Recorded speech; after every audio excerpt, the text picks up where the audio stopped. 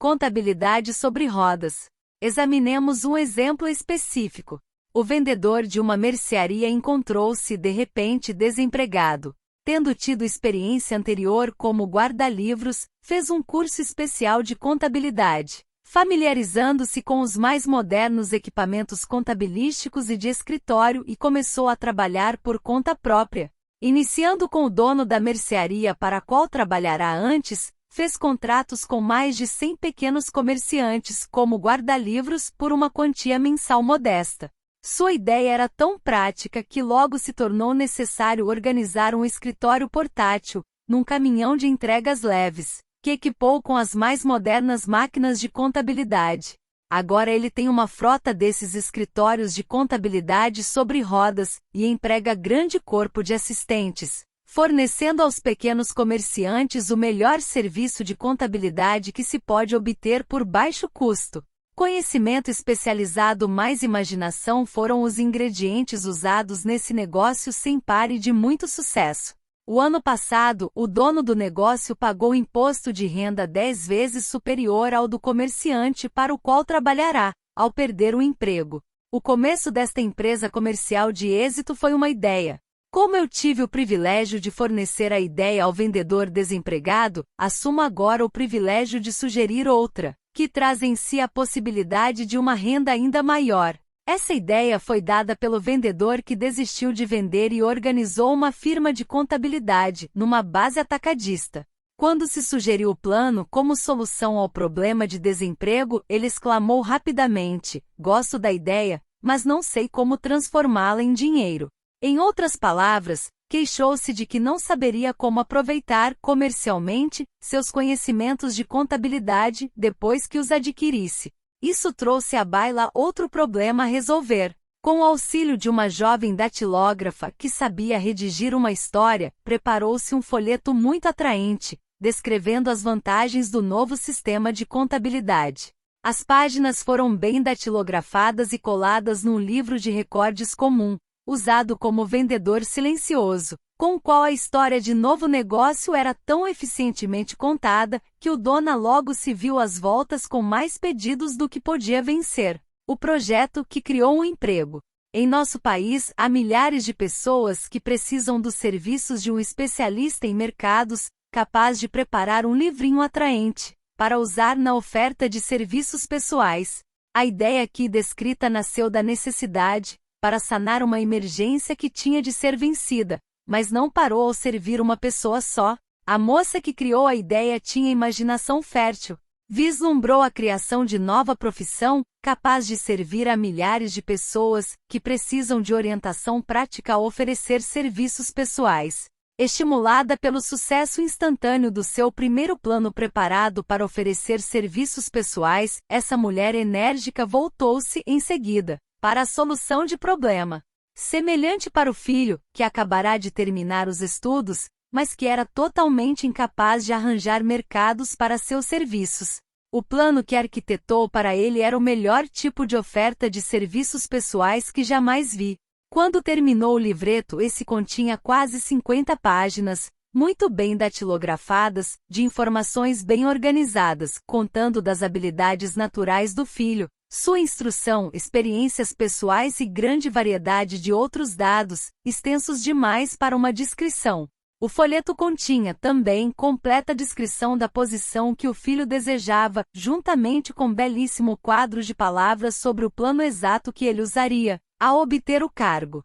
O preparo do livrinho exigiu várias semanas de trabalho, durante as quais sua criadora mandava o filho à biblioteca pública quase diariamente, para procurar dados necessários à oferta de serviços mais vantajosa. Mandou-o também a todos os competidores de seu empregador em perspectiva, deles obtendo informações vitais, referentes aos métodos comerciais, o que era de grande valor na formação do plano que pretendia usar se obtivesse o cargo desejado. Completado o plano, esse continha meia dúzia de ótimas sugestões para uso e benefício do empregador em perspectiva. Economizou 10 anos de começo.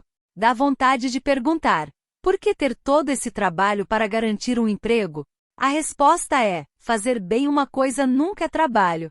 O plano que essa mulher preparou em benefício do filho ajudou-o a conseguir o emprego que procurava na primeira entrevista e por um salário por ele mesmo estipulado. Além disso, e isso também é importante, o cargo não exigia que o rapaz começasse de baixo.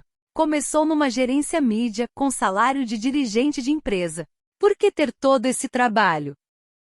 Bem, em primeiro lugar, a apresentação planejada da repetição desse jovem cortou nada menos que 10 anos do tempo que teria levado para chegar de onde começara se tivesse começado de baixo e trabalhado para se elevar. Essa ideia de começar de baixo e subir pelo trabalho pode parecer sólida, mas a principal objeção a ela é a seguinte: gente demais que começa de baixo nunca consegue alçar a cabeça bastante alto para ser vista pela oportunidade, de modo que fica no fundo mesmo. Deve-se lembrar também que a visão que se tem no fundo não é muito alegre ou animadora. Tende a matar a ambição. Chamamo-ia de entrar no mecanismo, o que significa que aceitamos nosso destino porque formamos o hábito da rotina diária, hábito esse que finalmente se toma tão forte que cessamos a tentativa de exterminá-lo. Essa é outra razão por que compensa começar a 1 ou 2 passos acima do fundo. Fazendo-o, forma-se o hábito de olhar à volta, de observar outros que sobem, de perceber as oportunidades e abraçá-las sem hesitação. O mundo ama os vencedores. Dan Alpin é um esplêndido exemplo do que quero dizer. Em seus dias de estudante de colégio, era dirigente do famoso time de futebol de Notre Dame, no campeonato de 1930, quando era diretor o falecido Knut Rockne.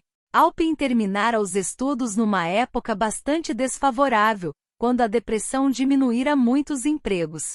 Após uma tentativa em investimentos bancários e fitas de cinema, agarrou a primeira oportunidade para um futuro potencial que conseguiu encontrar como vendedor de aparelhos elétricos de surdez na base de comissões. Qualquer um podia começar nessa espécie de emprego e Alpin sabia-o, mas para ele era o suficiente para abrir as portas da oportunidade. Durante quase 2 anos continuou num emprego que não era do seu agrado, e nunca teria sobrepujado o cargo se não tivesse tornado certas providências. Primeiro, procurou obter o cargo de assistente do gerente de vendas da companhia e conseguiu. Esse passo para cima elevou-o bem acima da multidão, possibilitando-lhe ver oportunidade ainda maior. Além disso, colocou-o onde a oportunidade podia vê-lo. Conseguiu um índice de vendas tão bom com os aparelhos de surdez, que o diretor da companhia Dectograph Hafradic Products, competidor da companhia para a qual Alpin trabalhava, queria saber algo sobre o tal de Dan Alpin, que tirava grandes vendas da companhia Dectograph Hafradic. Mandou chamá-lo. Quando a entrevista terminou, Alpin era o novo gerente de vendas encarregado da divisão acústica. Depois, para pôr à prova o valor de Alpin, Andrews foi embora para a Flórida por 3 meses, deixando-o para afundar ou nadar no novo emprego. Não afundou. O espírito de Knut Rock, achando que todo mundo ama os vencedores e não tem tempo para os vencidos, inspirou-o a dar tanto ao emprego, que foi eleito vice-presidente da companhia, cargo que muitos se orgulhariam de alcançar em 10 anos de esforço leal. Alpin conseguiu o lugar em pouco menos de 6 meses. Um dos pontos principais que estou tentando salientar, através de toda essa filosofia, é que galgamos altas ou permanecemos no fundo, por causa de condições que podemos controlar, se quisermos controlá-las. Não se demore no fundo. Estou também tentando salientar outro ponto, isto e que tanto o sucesso como o fracasso são, em grande escala, resultados do hábito. Não tenho a menor dúvida de que a convivência de Alpin com o maior instrutor de futebol que os Estados Unidos jamais conheceram, implantou-lhe na mente o mesmo tipo de desejo de distinguir-se que tornou famoso, no mundo inteiro, o time de Notre Dame. Em verdade, está certa a ideia de que adorar um herói é útil, desde que se adore um vencedor. Minha crença na teoria de que sociedades comerciais são fatores vitais, tanto no fracasso como no sucesso, foi claramente provada quando meu filho Blair estava em negócios com Dan Alpin por um cargo. Alpin ofereceu-lhe um salário inicial de mais ou menos metade do que poderia ter obtido de uma companhia rival. Pus em jogo a pressão paterna, induzindo-o a aceitar o lugar, porque acredito que a associação com quem se recusa a ceder em certas circunstâncias que não lhe agradam é uma vantagem que nunca poderá ser medida em termos de dinheiro. O fundo é um lugar monótono, sombrio, desvantajoso para qualquer pessoa. Por isso é que levei tanto tempo em descrever como o começo no fundo pode ser evitado por um planejamento certo.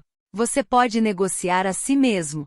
A mulher que preparou o plano de vendas de serviços pessoais para o filho recebe agora pedidos de todas as partes do país para cooperar no preparo de planos similares, para outros que desejam oferecer serviços pessoais por mais dinheiro. Não se deve supor que o plano consista apenas numa técnica de vendas inteligente, pela qual se auxilia homens e mulheres a pedirem e receberem mais dinheiro pelos mesmos serviços que antes vendiam por pagamento menor. Ela cuida dos interesses do comprador, assim como dos de vendedor de serviços pessoais, preparando os planos de tal modo que o empregador recebe o valor integral do dinheiro adicional que paga. Se você tiver imaginação e procurar um mercado mais vantajoso para seus serviços pessoais, essa sugestão pode ser o estímulo que está procurando. A ideia é capaz de trazer uma renda bem maior que a do módico, advogado ou engenheiro médios cuja instrução exigiu muitos anos de faculdade. Não há preço fixo para ideias boas. Atrás de todas as ideias está o conhecimento especializado. Infelizmente, para os que não encontram riquezas na abundância, o conhecimento especializado é mais abundante e mais fácil de adquirir que ideias. Por causa dessa verdade, há uma exigência universal e oportunidades sempre crescentes para a pessoa capaz de ajudar homens e mulheres a vender, com vantagens, seus serviços pessoais. Capacidade significa imaginação, a única qualidade necessária para combinar conhecimento especializado com ideias, na forma de planos organizados, destinados a atrair riquezas. Se você tiver imaginação, esse capítulo irá presenteá-lo com uma ideia que será suficiente para o começo das riquezas que deseja. Lembre-se de que a ideia é a coisa mais importante. Conhecimento especializado pode ser encontrado logo ali na esquina, qualquer esquina. Pontos a fixar. Conhecimento e apenas um poder potencial. Você pode organizá-lo de modo a dar-lhe planos de ação definidos, dirigidos a um fim definido. Abra a mente à instrução que vem da experiência e do contato com outras mentes. Henry Ford foi suficientemente ignorante para fazer fortuna. Use uma ou todas as 5 fontes de conhecimento que esse capítulo lhe fornece. É fácil adquirir conhecimentos. Se você não estiver pronto para vender um produto, pode vender seus serviços ou ideias por muito bom preço. Homens de mais de 60 anos tiveram muito sucesso ao fazê-lo. O plano deu enorme impulso ascensional a milhares de jovens autodisciplinados. O projeto fornecido neste capítulo pode fazê-lo iniciar-se com uma vantagem de 10 anos em qualquer emprego. O conhecimento pavimenta a estrada para a riqueza, quando você sabe qual a estrada a tomar. Passo número 5. Em direção à riqueza. Imaginação. Todas as oportunidades de que você precisa na vida estão esperando em sua imaginação. Imaginação é a oficina da mente, capaz de transformar energia mental em realização e riqueza. Imaginação é literalmente a oficina em que se moldam os planos criados pelo homem. Impulso e desejo recebem molde, forma e ação, através do auxílio da faculdade imaginativa da mente. Disse que o homem pode criar tudo o que imagina. Com o auxílio de sua faculdade imaginativa, o homem descobriu e dominou mais forças da natureza nos últimos 50 anos do que durante toda a história da raça humana anterior a essa época. Conquistou o ar tão completamente que os pássaros são pobres competidores para ele. Analisou e pesou o Sol a uma distância de milhões de quilômetros e determinou, com o auxílio da imaginação, os elementos em que consiste. Aumentou a velocidade da locomoção a ponto de poder viajar agora mais rápido que o som. A única limitação do homem, dentro da razão, está no desenvolvimento e uso que faz da imaginação. Ainda não atingiu o ápice do desenvolvimento no uso da faculdade imaginativa. Apenas descobriu que possui imaginação e começou a usá-la de maneira muito elementar, sintética e criadora. A faculdade imaginativa funciona de 2 maneiras. Uma é conhecida como imaginação sintética e a outra como imaginação criadora. Imaginação sintética. Através dessa faculdade, pode-se arrumar velhos conceitos, ideias ou planos em novas combinações. Essa faculdade nada cria. Apenas trabalha com o material da experiência, educação e observação com que é alimentada. É a faculdade mais usada pelo inventor, com exceção do gênio, que força a imaginação criadora, quando não pode resolver um problema pela imaginação sintética. Imaginação criadora. Pela faculdade da imaginação criadora, a mente finita do homem tem comunicação direta com a inteligência infinita. É a faculdade pela qual se recebem pressentimentos e inspirações. É através dela que todas as ideias novas ou básicas são transmitidas ao homem. É através dela também que um indivíduo pode sincronizar ou comunicar-se com os subconscientes de outros. A imaginação criadora trabalha automaticamente da maneira descrita nas páginas subsequentes. Essa faculdade só funciona quando o consciente trabalha num ritmo excessivamente rápido, como por exemplo, quando o consciente é estimulado pela emoção de um forte desejo. A faculdade criadora se torna mais alerta na proporção em que é desenvolvida pelo uso. Grandes líderes de negócios, indústria, finanças, grandes artistas, músicos, poetas e escritores tornaram-se grandes porque desenvolveram a faculdade da imaginação criadora. Tanto as faculdades da imaginação sintética como a criadora tornam-se mais alertas com o uso, do mesmo modo que qualquer músculo ou órgão do corpo se desenvolve através do uso. O desejo é apenas um pensamento, um impulso. É nebuloso e efêmero. É abstrato e sem valor, enquanto não se transformar em seu equivalente físico. Enquanto a imaginação sintética é a usada com mais frequência, no processo de transformar o impulso do desejo em dinheiro. Não se esqueça do fato de que você poderá enfrentar circunstâncias e situações que exigem também o uso da imaginação criadora. Estimule a imaginação. Sua faculdade imaginativa pode ter se enfraquecido pela inação. Pode ser revivida e alertada pelo uso. Essa faculdade não morre embora se torne entorpecida por falta de uso. Centralize sua atenção, por enquanto, no desenvolvimento da imaginação sintética, porque esta é a faculdade que você usará com mais frequência no processo de converter desejo em dinheiro. A transformação do impulso intangível do desejo em realidade tangível de dinheiro exige o uso de um plano ou planos. Esses planos têm de ser formados com o auxílio da imaginação e principalmente com a faculdade sintética. Leia o livro todo, depois volte a este capítulo e comece, imediatamente, a por sua imaginação a trabalhar na formação de um plano ou planos, para a transformação do desejo em dinheiro. Instruções pormenorizadas para a elaboração de planos foram dadas em quase todos os capítulos. Siga as que mais se adaptam às suas necessidades e escreva o plano, se já não o fez. No momento de completar isso, você terá dado, definitivamente, forma concreta ao desejo intangível.